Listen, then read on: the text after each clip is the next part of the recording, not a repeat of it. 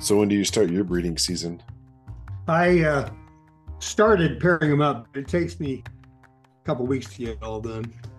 I really don't like January hatches just because of the weather, but if I don't start early, then when I do want them, I don't have them set up. Yeah, it always seems the same thing. It always seems like to start in December and running into January. Where I'm at, we'll get down into the negatives a few more times, and it just seems kind of rough. But they always seem to do good. Yeah, they if you're doing club racing, I'm a big fan of what's called the light dark system. That works best with January hatches, but I'm not doing club racing anymore. So You're just doing one loft stuff.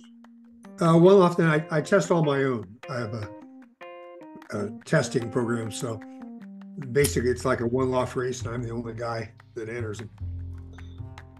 So Yeah. I'm dying for this part, man. Have you guys talked at all yet, or? No. Did you get that pedigree set up? Pause there. Hey, Dave. Yes. Yeah. So, small world, man. I talked to you on Sunday. Oh, you're the one that found the bird? Oh, yeah, I did send the pedigree out. And when you said pedigree, I think you were talking to Phil. Yes, yeah, I sent it out on Monday. So I don't know, mail takes about a week, so you should get it this week sometime. I was just pulling your leg. I thought that was great. I told Phil, I caught a new bird today. Kind of tell him about it, and he goes, "What's the guy's name?" I told him your last name, and he goes, "David." I said, "Yeah, I think that's him." He goes, "We're talking to him on Tuesday." Wow. Wow, I never connected the dots. Even when you said, "Did I send the pedigree?" I thought you were talking to Phil. So yeah, no, I mailed it out Monday, so hard to say, but sometime probably Thursday or Friday. Oh, it's all good. I just thought that was super cool. We were chuckling about that. I said, I wonder if he knows. Oh, what are the odds, man? What a small world, really. Oh yeah. Because Yeah, that was a lot of birds in that race. That's funny. There were several of them that came in, and I have that happen about once every 2 weeks on Sunday. Huh.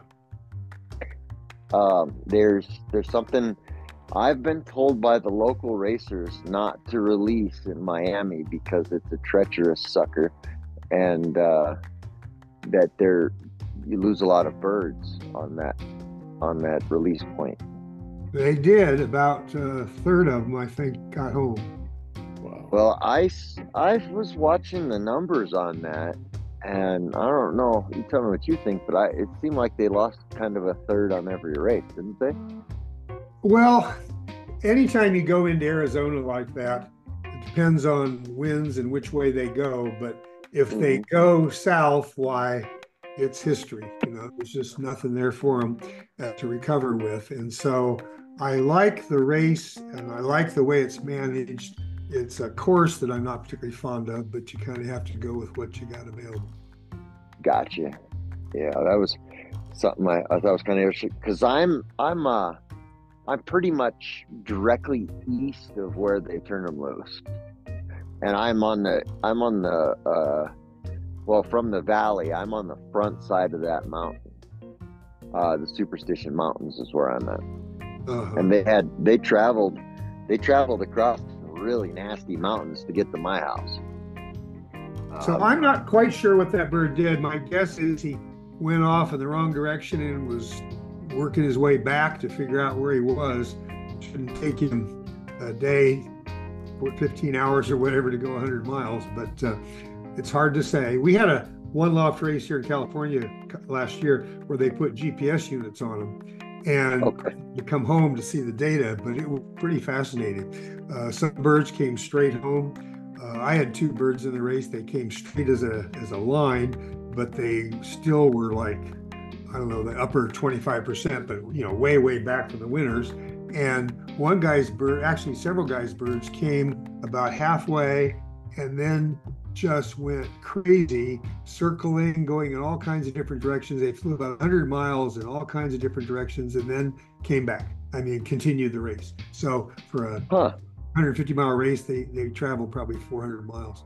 So it's hard to say what these birds do when we let them go. It's weird. Well, yours isn't the first one that I've had trap in. Huh. I got one a month ago, Phil, from a guy in Fountain Hills. You had a whole flock join up with your stuff there. Yeah, I got a pretty good video of that. Looked like 40 rolling pigeons in the air, but you could tell half of them were blue. Yeah, I caught. Who was it? I don't remember the guy's name. Not off the top of my head. But anyway, he was over there in Fountain Hills, about 35 miles from me. But they had that was the last training toss, so they must have done that out in Florence, which is probably the right mileage. He gave me the standard answer: do what you wish with him. I don't know. I don't have any idea knowing which bird that was. So do what you wish. So ordinarily I enter crosses, but this year my health hasn't been so hot, and I got kind of behind. And so I promised Timmerman I'd send him 4. So I sent him 4, but I had to send basically inbreds that I was using, matings that I was going to test out and use for my own replacements. So you got a straight bred de Clack Jansen. Wow, it's a sure pretty. Yeah, I just thought that was hilarious, man. He was telling me about it because he does a lot of birds. When he's flying his birds, will just join up with his stuff. And he told me, he's like, man, I got this, like, it's a racing pigeon. I looked it up on the chart and you can see what it's done. And I'm like, that's pretty cool, man. What's the name on it? And he's like, Shewmaker. I'm like, what's his first name? He's like, Dave. I was like, there's no way. Yeah, that is just too. I mean, he called me, and I thanked him for looking me up, because you always appreciate knowing where these birds that don't come back went. Right. Yeah. He said he had rollers, so I said, well, just take it, out to the grocery store and let it go, and let's hope it flies home.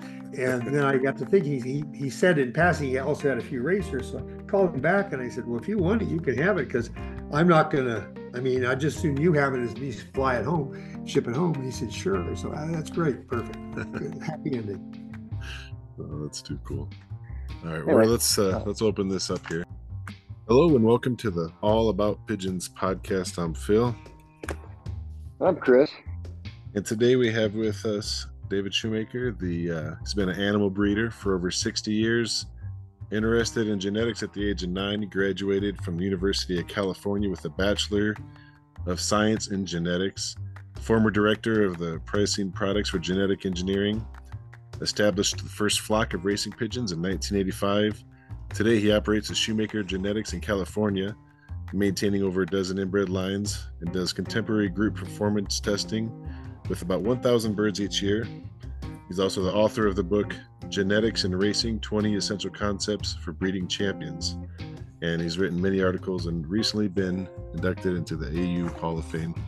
David, thanks for coming on with us today and sharing some of your knowledge and experiences with us. My pleasure. I'll even just say for myself here, genetics they always seem to go over my head. I'll listen to 2 guys talking, and about 2 or 3 minutes in the conversation, I'm out of it. So can you just kind of give us an easy opener into genetics? Sure. 100% of everything about birds, humans, animals, plants is genetic. However, how much of that is actually expressed is influenced by the environment. So a bird's ability to race is got tremendous genetic factors that come into play, but those factors can be dwarfed by the environment. And if the environment is absolutely perfect, then 100% of that genetic influence can be expressed. So when you talk about racing pigeons, and racing pigeons is what kind of pigeon I'm most interested in. You talk to racing pigeon fanciers, they all have all kinds of ideas about how to look at a pigeon and tell if it's a good racer. The fact of the matter is there's probably 100 genes that are involved in determining race performance ability in pigeons. And the only real true test is to fly them in races and to look at the results. And the results that you get, if you have a bird, let's say, that wins the combine, that's great. But in order to say whether that was dumb luck or a factor of genetics, the data is just a little bit too lean. And so you need to have some more data to really conclude whether it was genetics that made the difference or whether it was just a lucky day for the bird. But if you get enough data, the basket will tell you which your best birds are genetically. That makes 100% sense. That's the best explanation I've heard so far. Yeah. Well, a lot of people love to say, "Oh, I can handle the bird and tell who the good one's going to be," and there's times when you need that skill. Maybe you're at an auction of a great fancier who's died and it's his estate sale and his family has no records of any kind. They just have the birds. Well, then handling is probably important. But if you have any opportunity at all to get to data, that data is 1,000 times more valuable than anything anybody can do by handling the bird or looking at the eye or looking at the throat or anything else like that. And you're talking about by pulling race sheets and stuff like that, right? Yeah, basically looking at race results to the same loft. So let's pretend I'm in a club and we have a 20 bird limit, and I take my 20 birds and we've got 15 other guys in the club and they bring their 20 birds. So we've got 300 birds in the race, and let's say I get first place. I can brag about getting first place in the club, but the only result that really has merit as a genetic measure is how did that bird do coming to my loft. So I would give that bird first place out of 20, or what we call a UPR of 0.05. And basically that's a percentile ranking. And the reason we do that is because that's the only way to normalize the environmental factors. Those 300 birds are fed different ways. The winds were different. Some of them had sickness, some of them didn't. The only loft where all the environmental factors were approximately equal is the loft that bird flew to. Yeah, and yes, your question, I look over the course of the whole season and look at the UPR to my loft of all my birds, and I'm looking for birds that either are consistent, which is a desirable thing, or really scored very well, statistically abnormally well compared to the other birds. Is that like you were talking about earlier with your own style of a one loft race? Yeah, because I'm a geneticist, I have all kinds of quirky things I do that other people aren't going to do. And one of them is that I'm very interested in these results to the loft. But with a club racing limit of 20 birds, if you raise very many birds, it's not very hard to have more birds than you have available in the club to race. And so what I started doing probably 25 years ago was doing my own, what I call contemporary group testing, where basically I have a test barn and I wean about 30 birds a week. And every month, all the birds weaned that month go into one pen, and that's a single test group. Think of it as a one loft race, and I'm the only guy entering the one loft race. And then I have another pen where the next month's weanings go into it. So I have about 8 of these one loft races that I conduct during the course of a year. And the birds that graduate from that, then I carry the very best. Well, I stock a few for various reasons, but then the very best ones I carry over the following year, which I try to take out to 5 and in some cases 600 miles. But to your comment, you're exactly right. That's all so I can get data on these birds racing under conditions where they're all going to the same loft so that the environmental factors are kind of neutralized or normalized, so they're basically all the same. It's kind of what I've been doing. I don't have pens of 30, but when I started breeding racers, I haven't raced yet, but I keep track of all of them. I know, I can kind of know which one's going to be home first and which one doesn't dawdle. You know, it's who traps the best and who drops first, and those are two different birds. It's something I pay attention to. But I've been kind of picking the ones I want to breed for this coming year when we actually race. I've been picking from those, and that's the only real information I have on the birds. I mean, I've got race sheets from their parents and stuff. That seems like the way I would do it too. Yeah, it's another thing that a lot of people do, which I really advocate against is breeding for stock. There is a place for it every now and then. If you get somebody gifts you a really old cock, for example, and he's almost sterile, and you're able to get 2 babies off of him. Why, yeah, you can stock those right away because you may never get another chance. But ordinarily, when you stock a bird without getting race data, you have about a 90% chance that it's going to step you in the wrong direction. So many of these genes that are involved that if you really want to improve, you need to limit your selection certainly to the top 20%. I think the top 5%, and in my case, I try to limit my selection to the top 1 or 2%. And by doing that, you'll make much faster progress. So back to the bred for stock, if you breed a bird for stock, oh, this handles great, I got to stock this bird. I say you got about a 90% chance that bird is not high enough on the bell curve of genetic qualities to actually move your loft forward. So when I get a bird, let's say I spent a lot of money on a new family, which I recently did. And so I bought a pair of birds from a line that I have an interest in. And so last year I paired the 2 of them up and they raised 12 babies. I stocked every one of them as an insurance policy in case one of the 2 I purchased died, for example.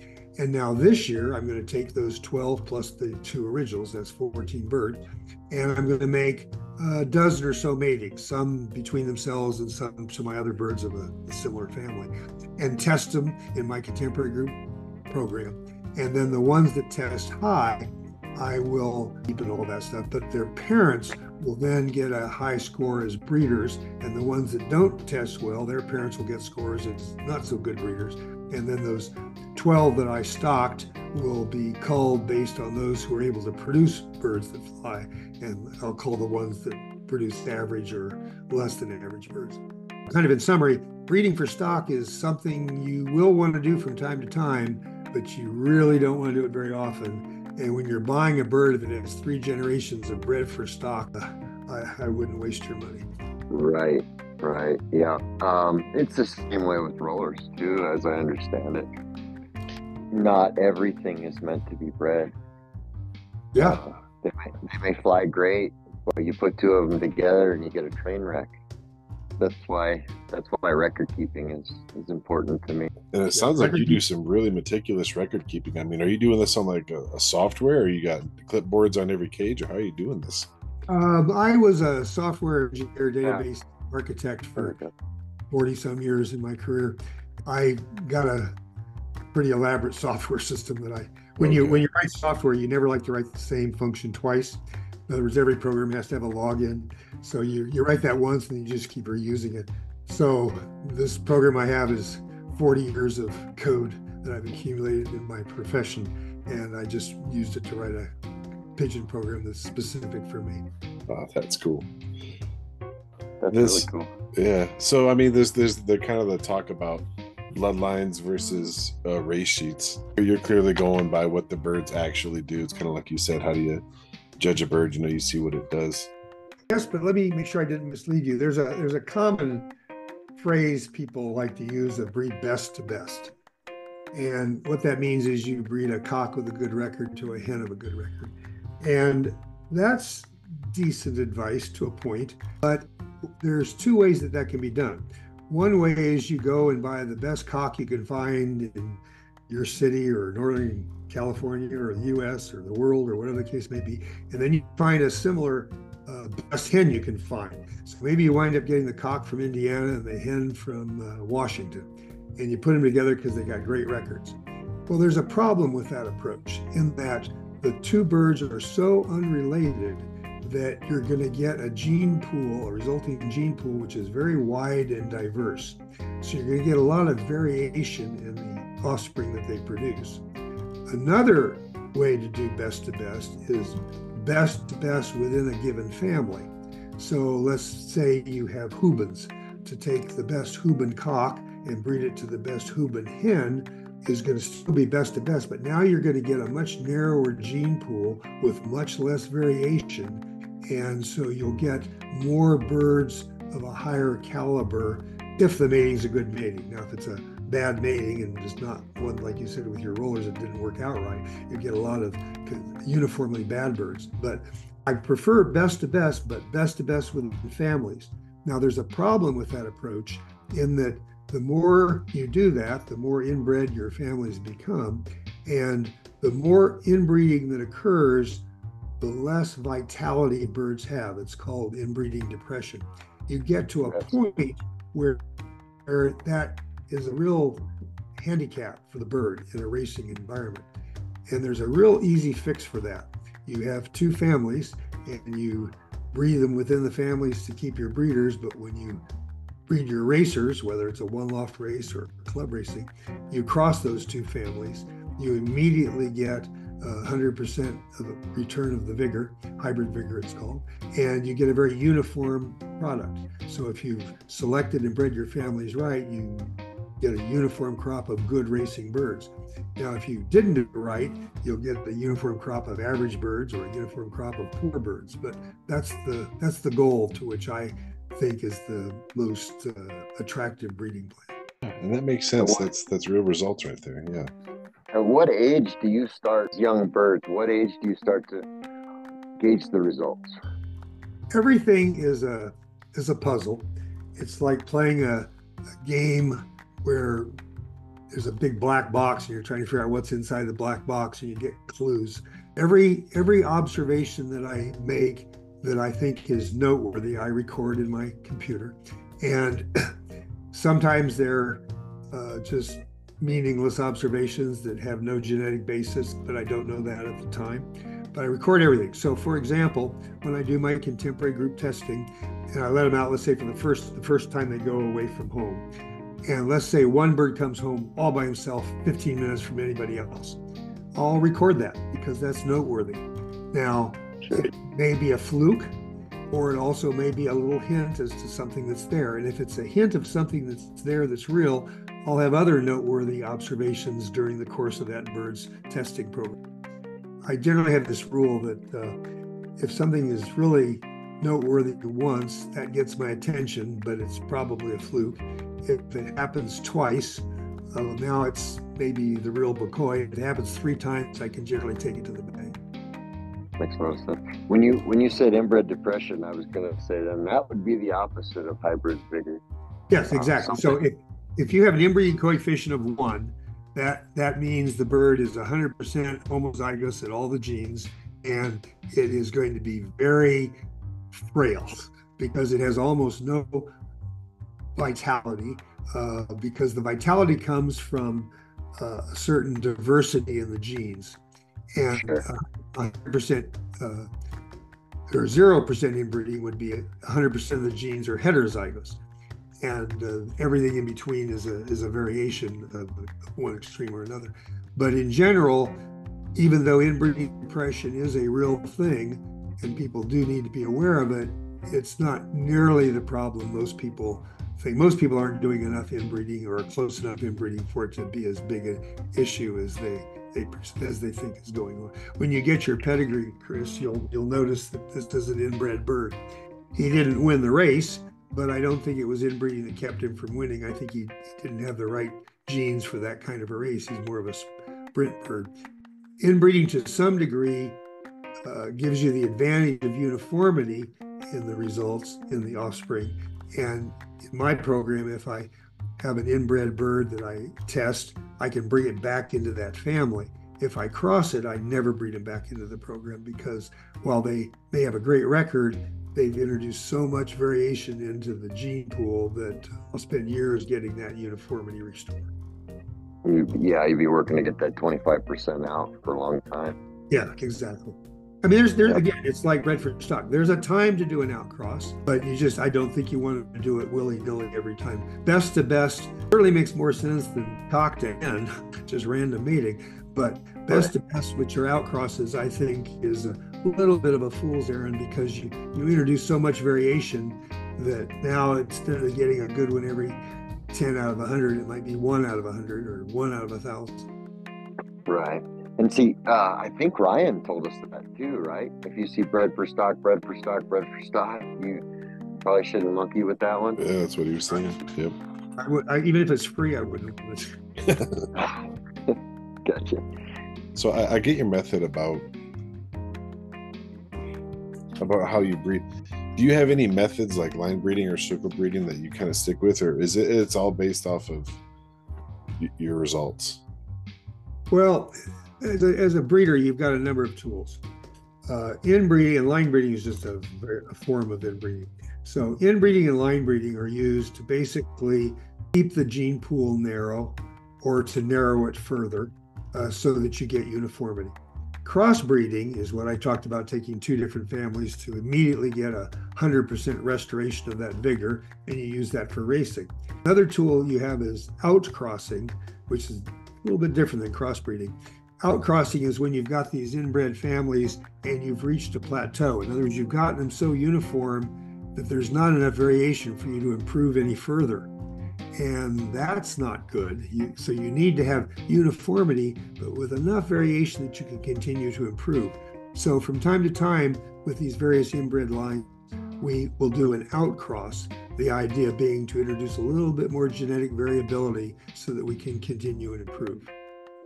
And so I use all four of those different programs.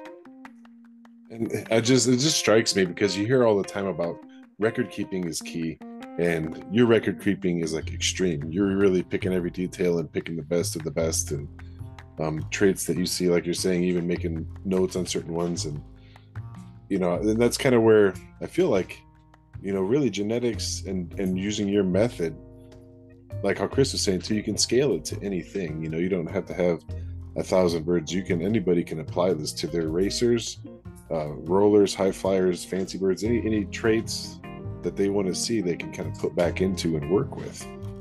Yeah, it's all genetic. It's just that the environment really clouds your view. Certain things kind of normalize that environmental factor out of there. But you name me any trait, and I will tell you there's a genetic component. Now, some traits, let's just take human eye color, for example. That's mostly genetic, but there's some environmental influence during embryonic development and so on. Body weight is got a genetic component, but that's a huge environmental factor as well. And so what your genetic predisposition for body weight is really hard to measure because it's so severely impacted by what we eat and exercise and things like that. You remember when we were talking about our little wannabe one loft race? Yeah. Run it by David and see what he thinks. Phil and I were talking about, say, about 5 of us guys putting 5 birds in each of us guys' loft. So say take a total of 25 birds from each loft, split them up, and then we would hold our own little races. And because we all live pretty far apart. Phil's probably 200 miles from me. We were gonna, fly out each other's birds and just fly for bragging rights or whatever. And I decided that after thinking about that long and hard, the one thing that I know for sure that it would show us is whose loft practices are working better. Yeah, that probably would. That's it would definitely show who because the difference between the breeder and the feeder. Well, that's an interesting point you make, because a lot of what I write and stuff, I have to caution people that when you read this, understand I'm trying to select the top 1%. Most of you guys are trying to create a team, and you're going to race for 12 weeks or 8 weeks, whatever the case may be, and you want that team, you want a drop of 20 on every race. That's what you're shooting for. And those are two totally different objectives. So in my case, I don't baby mine at all. They get basically every toss is hard but fair. If you're trying to develop a team of young birds, you'll train them as a unit. You'll give them multiple releases at the same station to really hammer into their brain where it is from here to home. And when you succeed in doing that, and you got this wonderful young bird team that gives you 20 birds on the drop every time, you're going to win champion loft and all of that, but you're going to have almost no data as to who's genetically the best of your birds, because you basically melded them into a single unit, and their individual differences are going to be hard to measure. So you have to look at just every possible angle and make sure that what you think you're doing is what you're trying to do. Sure. On one team, okay, and this is something probably everybody that wants to race should know, and I don't think we've asked this before, how many miles do you put on training a single team of birds in the season? So my contemporary group training, testing, again, remember I raise 1,000 birds a year. I'm looking to keep the top 2%. So basically that's a really small number. And so the program consists of 3 phases. Phase 1 used to be what I called 60 by 60. Now it's closer to 90 by 90. What that means is I get them out to 90 miles by 90 days of age. And the ones that graduate from that then go to phase 2, which generally goes out to about 300 miles, maybe 350 if the weather cooperates. And then the ones that graduate from that will be held over for the following year for phase 3, where I try to get them out to at least 400, hopefully 5, and in some cases 600 miles. And then that's kind of the final cut. And then those are the ones that go into my breeding program. And of course, once they get into the breeding program, it's a new test because now everybody that races well doesn't breed well. So now we're trying to find out who are the birds that breed the birds that do well in the testing program. So having said all that, I need to tell you a little story about what happened to me probably 15 years ago. A fellow in our club needed some young birds. He had a loft, but he had no birds to fly. And so I gave him about 60 birds. And basically, every nest, I kept one and gave him one. And it was just totally random, no pre-selecting or anything. Just every time I weaned a pair of birds, I kept one and I put one in a pen for him. And he raced his 60 birds in the combine, in the club of the combine, in a fairly traditional young bird sense. And I took mine through my 60, back then it was 60 miles by 60 days, my 60 by 60 program. And at the end of the season, he had combine young bird of the year, and its nestmate was the top bird in my 30 by 30 program, or 60 by 60 program. And when we looked further, the birds that he lost at 100 miles, I lost at 5 miles. The birds that he lost at 200 miles, I lost at 20. In other words, the parallels were unbelievable. And that's what I really got serious about, taking this phase 1 of my testing program and putting a lot of weight into it. What it means is birds that graduate at the top of my 60 by 60 or my 90 by 90 are good birds.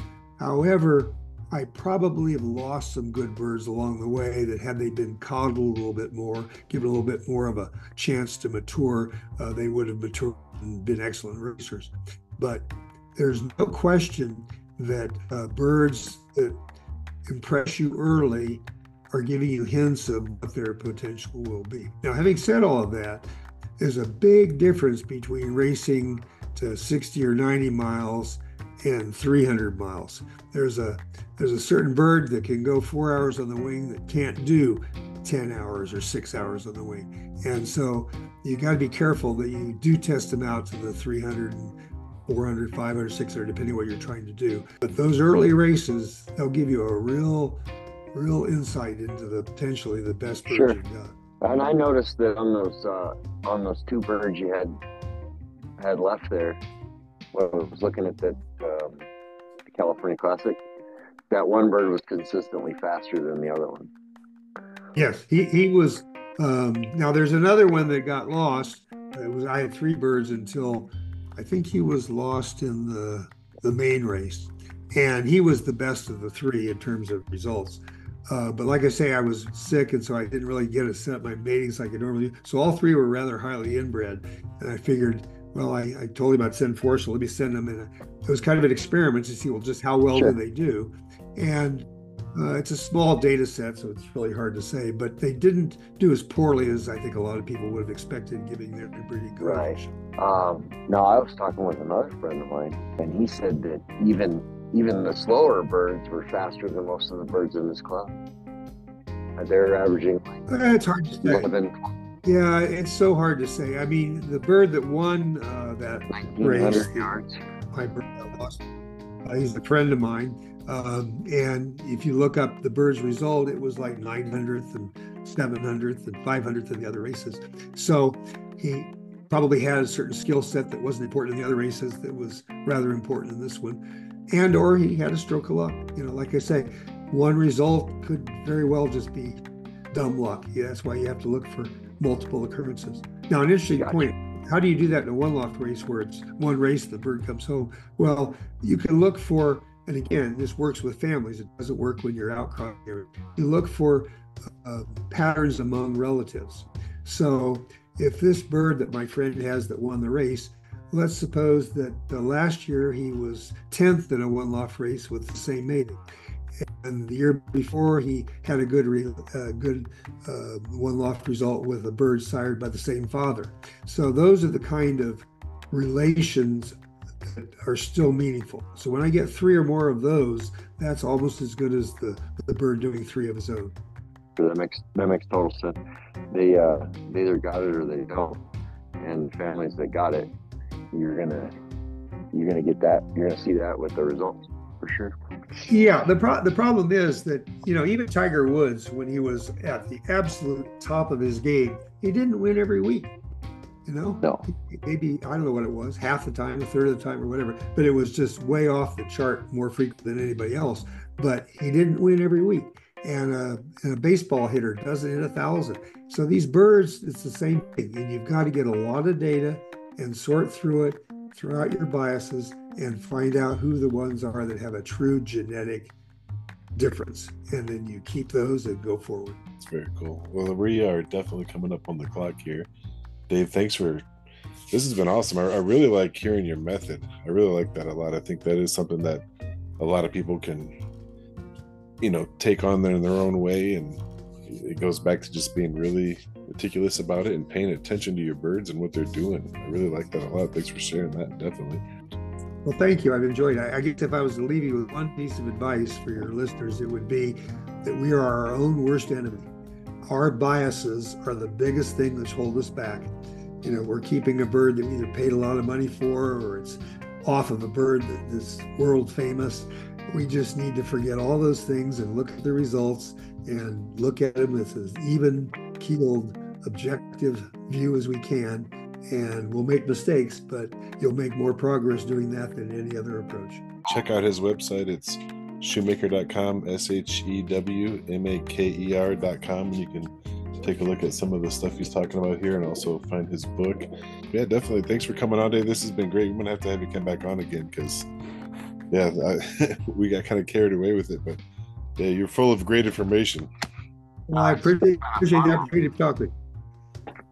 It's been a fun one for sure. Or if you find one of his birds, look up his band number, and you can call him directly. But that's like a secret message thing. So right, you might get lucky. Very lucky.